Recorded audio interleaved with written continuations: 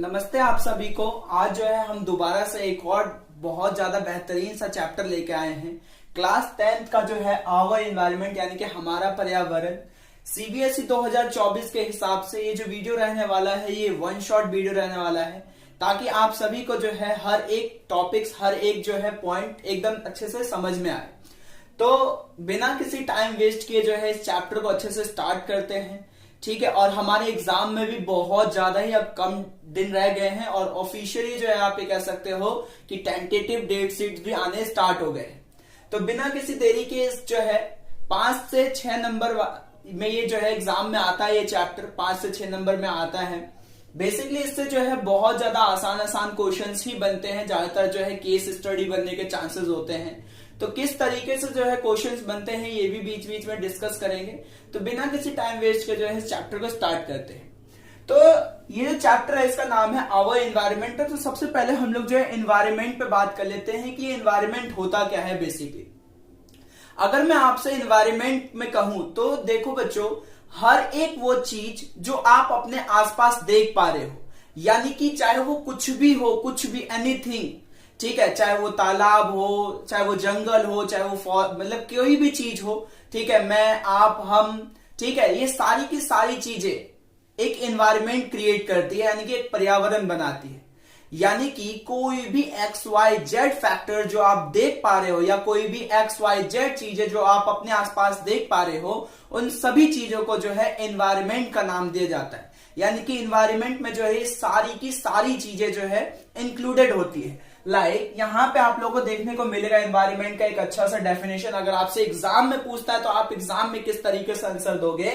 Everything that surround अस, यानी कि हर एक वो चीज, हर सभी चीज जो हमें घेरे रखती है, ठीक है, इंक्लूडिंग बायोटिक एंड अबायोटिक, यानी कि चाहे वो जीवित हो चाहे वो अजीवित हो, यानी कि लिविंग बींग्स हो या नॉन लिविंग बींग्स हो, वो सारी की सारी चीजें किस में आती है? एनवायरमेंट्स में आती है। तो मैंने आप लोगों को शुरुआत में ही कहा था कि हर एक वो चीज जिसे आप अपने आसपास देख पा रहे हो, एक छोटी सी चीज से लेके एक बहुत बड़ी चीज तक भी जो है, ठीक है, सारी की सारी चीजें जो है एनवायरमेंट के अंदर आती है, ठीक है। अगर इसी का हिंदी में डेफिनेशन देखें तो वह सभी चीज जो हमें घेरे रहती है, जैविक अजैविक दोनों, यानी कि आप ये कह सकते हो कि कोई भी फैक्टर्स हो, चाहे वो लिविंग फैक्टर्स हो यानी कि लिविंग जिंदा कारक हो, या आप ये कह सकते हो कि अजीवित फैक्टर्स हो यानी कि नॉन लिविंग फैक्टर्स हो, तो कोई भी कारक हो वो सारी की सारी मिलकर क्या बनाती है? एक पर्यावरण बनाती है, यानी कि एक एनवायरनमेंट बनाती है।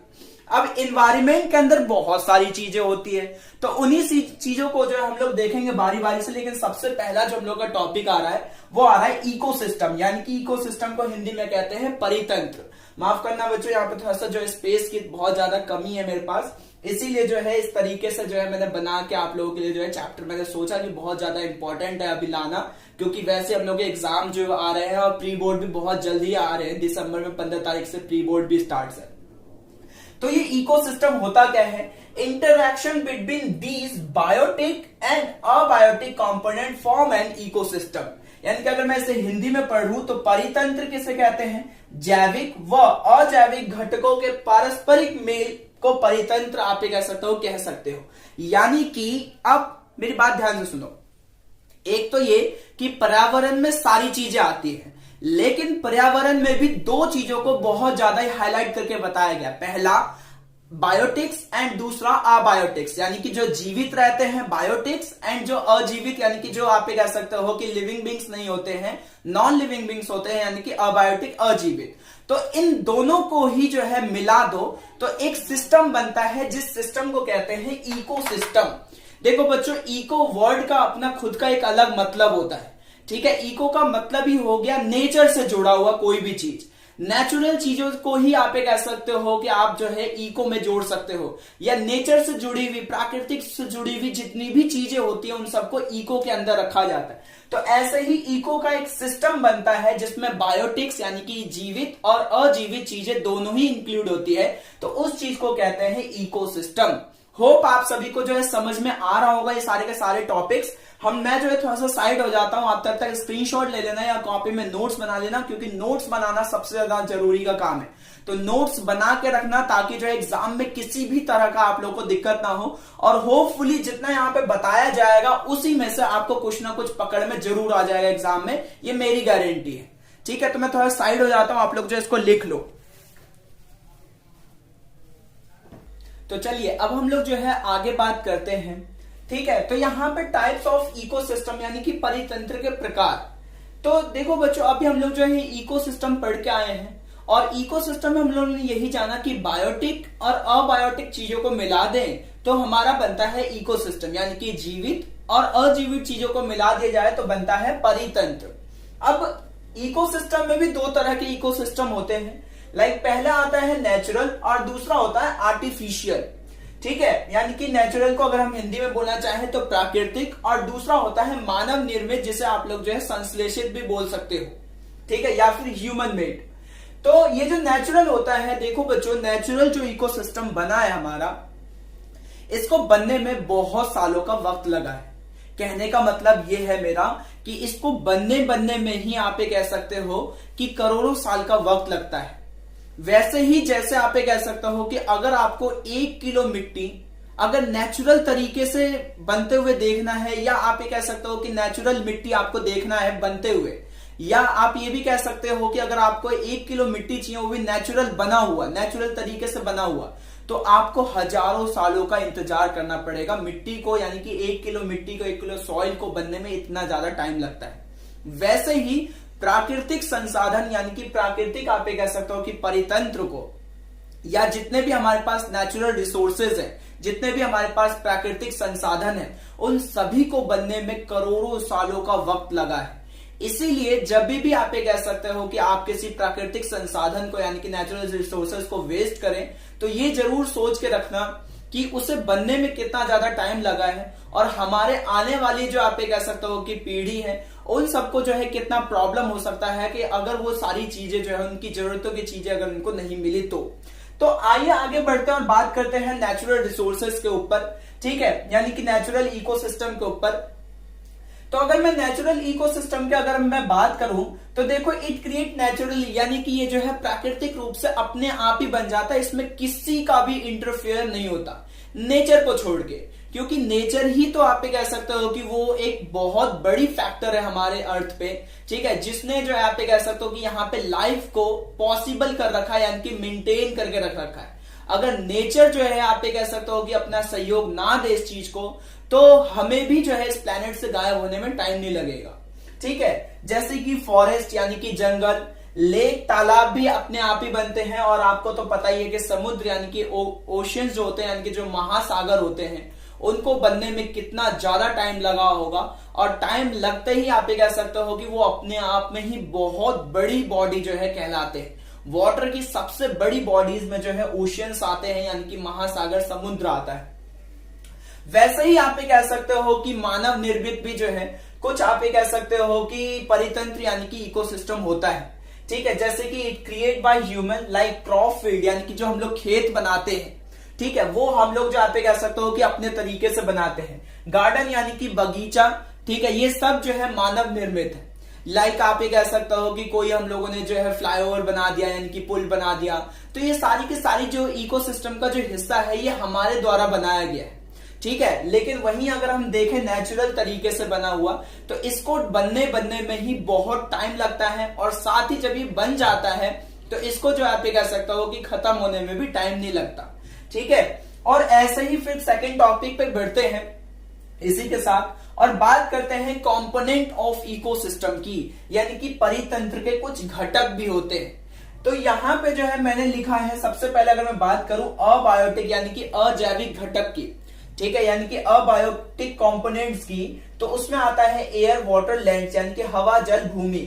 तो होते तो बहुत सारे हैं, लेकिन अपने पास जो है ये 3 मेजर और सबसे बेस्ट एग्जांपल माने जाता है। अगर आप इसे एग्जाम में लिख के आते हो तो आपके जो है बिल्कुल भी नंबर नहीं कटेंगे। अब यहां से क्वेश्चन किस तरीके से आता है, कहेगा आपसे डिफरेंस बिटवीन, ठीक है, आर्टिफिशियल एंड नेचुरल इकोसिस्टम। तो आप ये लिख के आ सकते हो 2 नंबर में, या फिर आपसे ये पूछ लेगा कि बताइए कितने तरह के define ecosystem and how many types of ecosystem, यानी कि कहेगा कि इकोसिस्टम की परिभाषा दीजिए और ये बताइए कि इकोसिस्टम कितने प्रकार के होते हैं, तो भी आप ये डेफिनेशन दे सकते हो उनको, ठीक है। लेकिन अगर यहां से क्वेश्चन आता है तो यहां थोड़ा सा जो है अलग से क्वेश्चन आ सकता है, आपसे बोलेगा कि डिफाइन करिए इन सारी चीजों को। तो कैसे डिफाइन करोगे वो डेफिनेशन मैं आप लोगों को जो बता देता हूं। अगर अबायोटिक की बात कर रहा है, यानी कि अजैविक की बात कर रहा है, तो वो सारे फैक्टर्स, ठीक है, जो नॉन लिविंग बींग्स में आते हैं, यानी कि अजीवित होते हैं, वो सारे के सारे अबायोटिक कंपोनेंट्स में आते हैं, ठीक है। कहने का मतलब ये है मेरा कि all the non living components, ठीक है, यानी कि जितने भी नॉन लिविंग घटकें होती है वो सारी की सारी अबायोटिक फैक्टर्स के अंदर आती है, यानी कि अबायोटिक यानी कि अजैविक के अंदर आती है।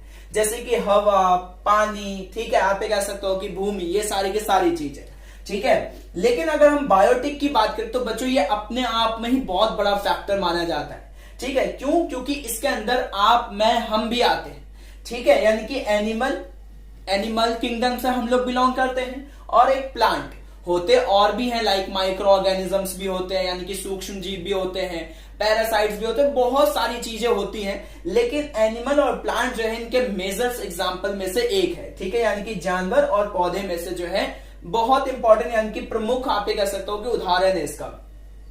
अब इसके अंदर 3 प्रकार की चीजें आती है। सबसे पहला आता है प्रोड्यूसर्स। अब ये प्रोड्यूसर्स कौन होते हैं? हिंदी में इनको कहा जाता है उत्पादक। अब जो उत्पाद करते हैं, यानी कि आप ये कह सकते हो कि जो प्रोड्यूस करते हैं किसी भी चीज को, सबसे पहले बनाते हैं, उन्हें कहा जाता है प्रोड्यूसर्स। देखो बच्चों, plants are majorly known as producers, यानी कि प्लांट्स जो है ये सबसे ज्यादा आप ये कह सकते हो कि चीजों को प्रोड्यूस करती है। फिर चाहे आपके लिए, मेरे लिए ऑक्सीजन हो, या फिर चाहे आपके लिए और मेरे लिए आप ये कह सकते हो कि किसी भी तरह का सब्जी हो, यानी कि वेजिटेबल्स हो, फिर चाहे कुछ भी आप ये कह सकते हो कि फ्रूट्स हो। तो ये मेजरली जो है plants are known as producers, ठीक है। कहने का मतलब ये है कि प्लांट ही वो एक ऐसी मेजर आप ये कह सकते हो कि एग्जाम्पल मानी जाएगी प्रोड्यूसर्स की, जो हमारे लिए बहुत आप ये कह सकते हो कि भारी मात्रा में चीजों को प्रोड्यूस करते हैं। आप ये कह सकते हो कि जब किसान जो है, यानी कि जब हमारे फार्मर्स खेती करते हैं, तो खेती करने पे आप ये कह सकते हो कि बहुत सारी मात्रा जो है प्रोड्यूस करते हैं, ठीक है। बहुत सारी मात्रा में जो आप ये कह सकते हो कि अनाज को, यानी कि आप ये कह सकते हो कि बहुत बड़ी मात्रा में चीजों को प्रोड्यूस किया जाता है।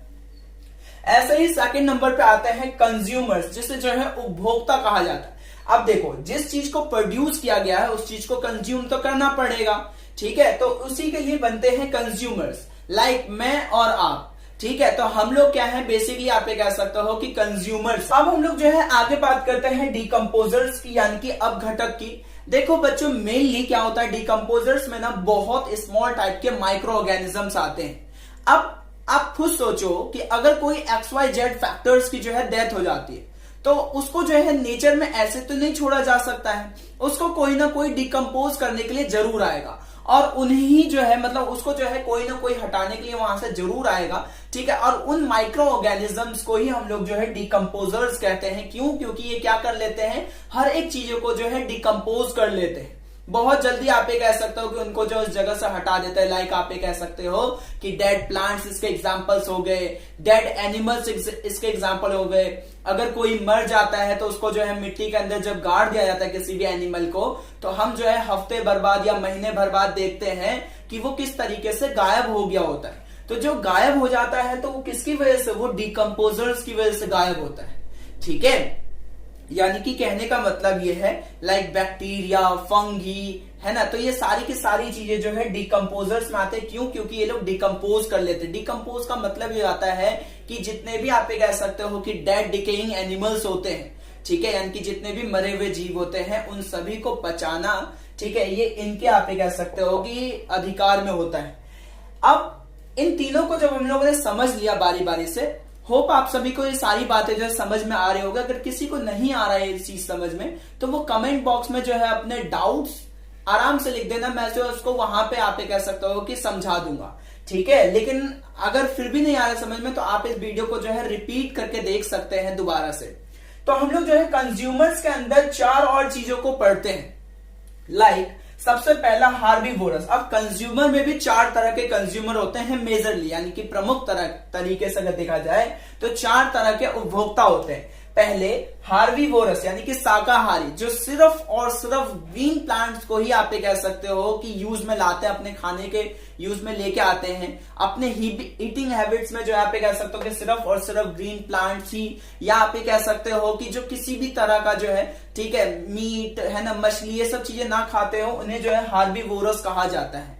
ठीक है, उसके बाद आते हैं और बहुत सारे एनिमल्स, लाइक आप कह सकते हो कि एलिफेंट्स हो गए, डियर हो गए, है ना, ये सारे के सारे हार्बीवोरस की कैटेगरी में आते हैं। उसके बाद आता है कार्निवोरस यानी कि मांसाहारी। बेसिकली वो एनिमल्स, ठीक है, जो क्या करते हैं, जो आप कह सकते हो कि मीट का सेवन ज्यादा करते हैं या किसी दूसरे एनिमल्स को मार के खाते हैं, लाइक लॉयन, टाइगर, वल्चर्स, ये सब जितनी भी एग्जांपल्स होते हैं, ये सब सारे के सारे कार्निवोरस के यानी कि मांसाहारी के। तो मांसाहारी यानी कि आप कह सकते हो कि वह जीव जो मांस खाते हो, यानी कि कार्निवोरस एनिमल्स दैट ईट, आप कह सकते हो कि ओनली अदर एनिमल्स, ठीक है, लाइक क्रोकोडाइल्स हो गए। तो ये सारे के सारे कार्निवोरस में आते हैं। फिर आते हैं तीसरे नंबर पे ओमनीवोरस।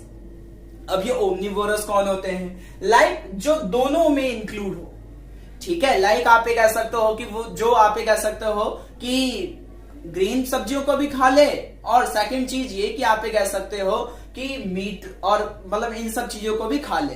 तो कहने का मतलब ये है कि बेसिकली आप कह सकते हो कि ओमनीवोरस का मतलब ये जाता है कि एनिमल्स, ठीक है, दैट ईट बोथ प्लांट्स यानी कि green plants as well as आप कह सकते हो कि अदर्स एनिमल्स, ठीक है, लाइक आप कह सकते हो कि ओमनीवोरस का बेस्ट एग्जांपल माना जाता है ह्यूमंस।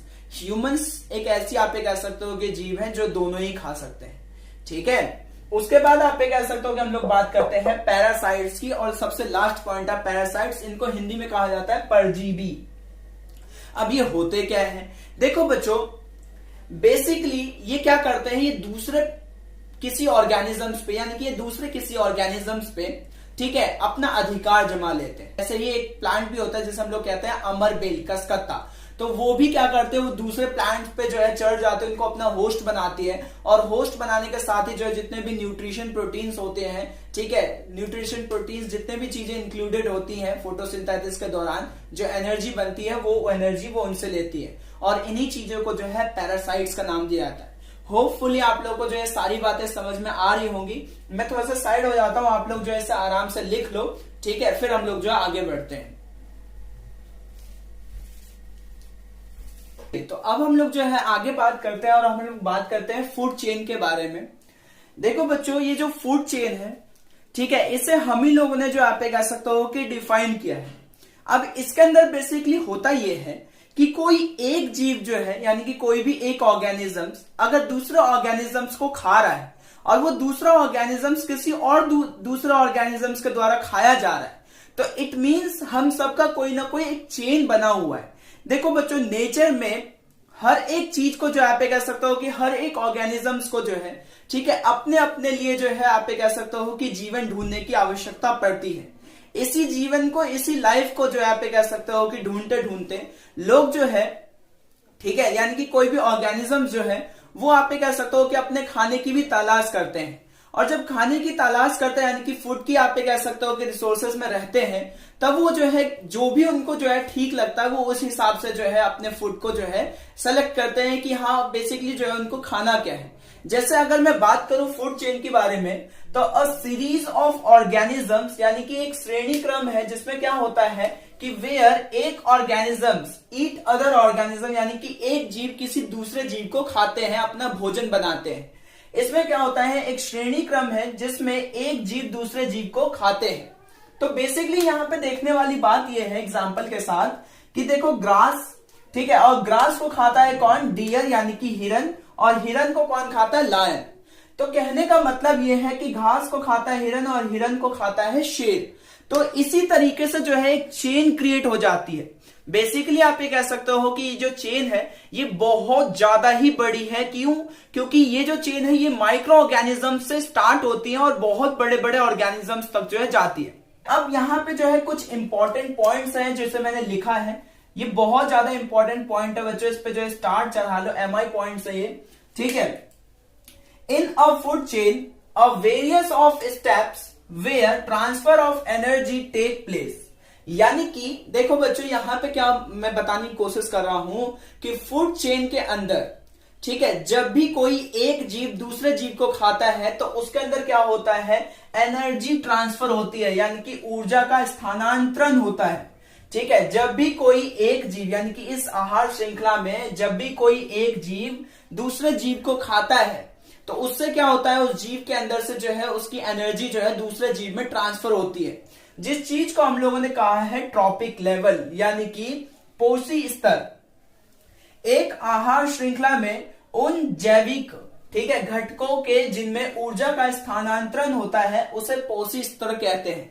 कहने का मतलब यह है कि in a food chain various steps where transfer of energy take place called trophic level. जैसे कि मान लो कि आपने कोई भी चीज खाई है तो उसका जो है न्यूट्रिशन, देखो एनर्जी किस फॉर्म में आता है, देखो according to law of conservation of energy, यानी कि ऊर्जा के संरक्षण के आधार पर, ठीक है, एनर्जी का neither be created nor be destroy, but ये ट्रांसफर तो हो सकता है एक ऑर्गेनिज्म से दूसरा ऑर्गेनिज्म में, या एक बॉडी से एक ऑब्जेक्ट से दूसरा ऑब्जेक्ट में, ठीक है। तो इसी प्रकार से क्या होता है कि जब भी आप किसी चीज को खाते हो, ठीक है, जब भी आप किसी ना किसी चीज को खाते हो तो उसका जो है एनर्जी आपके अंदर आ जाता है, उसकी जितनी भी ऊर्जा है, उसके पास जितना भी एनर्जी है वो आपके अंदर ट्रांसफर हो जाता है, ठीक है। फ्लो ऑफ एनर्जी, यानी कि ये जो एनर्जी है जिस डायरेक्शन में फ्लो होता है बच्चों, वो एक ही तरफ का डायरेक्शन होता है। ऐसा नहीं है कि मैंने किसी चीज को खाया, ठीक है, तो आप ये कह सकते हो कि वो जो है घूम के आएगा मेरे पास, ऐसा नहीं है। मैंने उस चीज को खाया तो मेरे पास डायरेक्ट वो एनर्जी आ जाएगी। अगर मुझे किसी ने खाया तो आप ये कह सकते हो कि उसके पास डायरेक्ट वो एनर्जी चली जाएगी। तो ये जो एनर्जी है ये यूनिडायरेक्शनल है, यानी कि एक ही दिशा में चलती रहती है, ठीक है। उसके बाद क्या कह रहा है तीसरा point, green plant capture 1% of sunlight and convert it into food, यानी कि पौधे सूर्य प्रकाश का, यानी कि प्रकाश का सिर्फ 1% लेकर उसे जो है उनमें भोजन में परिवर्तित कर देते। तो ये पॉइंट जो है, ये 3 पॉइंट बहुत ज्यादा इंपॉर्टेंट है। तीसरे पॉइंट का मतलब ये है कि देखो बच्चों, अब प्लांट्स जो है वो फोटोसिंथेसिस का प्रोसेस करते हैं, यानी कि प्रकाश संश्लेषण करते हैं, जिनमें उनको जो है सनलाइट की जरूरत पड़ती है। तो सनलाइट का सिर्फ 1% जो है वो अपने खाना बनाने के लिए इस्तेमाल करते हैं, यानी कि फोटोसिंथेसिस प्रोसेस में सिर्फ 1% जो है आप ये कह सकते हो कि सनलाइट की एनर्जी का यूज होता है, सिर्फ 1%, ठीक है। यानी कि जब प्रकाश संश्लेषण होता है तो सूर्य का, यानी कि सूर्य के प्रकाश का सिर्फ 1% जो है प्लांट्स लेते हैं और उसे ही भोजन, यानी कि केमिकल एनर्जी में जो है कन्वर्ट कर लिया जाता है। होप आप लोग को जो है सारे पॉइंट समझ में आए होंगे, इसे लिख लो।